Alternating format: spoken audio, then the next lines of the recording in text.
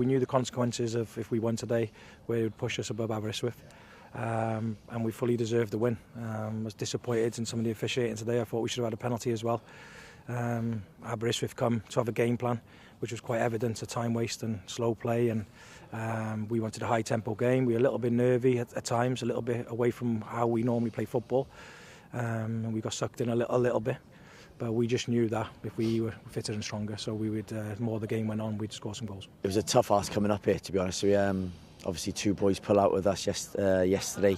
That started and won the game last week against Ferry, and then another 2 boys come off in the first half, and it disrupts everything, you know. Again, yeah, it's very disappointing to concede so early on. Again, I think it was 7 minutes this time. But yeah, I thought first half was quite cagey. I thought Fflint were the better side. I like Fflint. I think they work really hard. They're big, strong, physical, and they play some nice stuff. And it just wasn't to be for us tonight.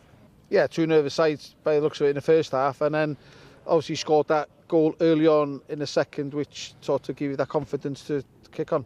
Yeah, well, I'm hoping my rollicking for Reevesy at half-time, because I thought he was poor. I'm his biggest fan in terms of saying he's one of the best strikers in the league, if not the best striker in the league. Yes, he's been injured, but I think we have to get over that hurdle now because he's back playing. And second half, you've seen the Elliot Reeves that I've been seeing for the last 5, 6, 7 years. So, but for me, I think Jake just alluded to it. It was JJ was outstanding today. I think we've questioned his hold at play and sometimes his bravery.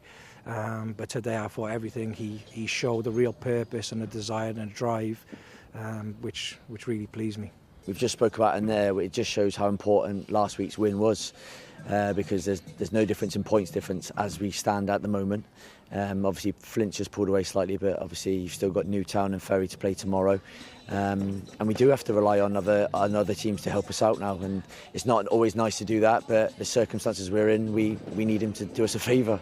Yeah, it was a massive 3 points, which opens up a big gap between yourselves and Aberystwyth now.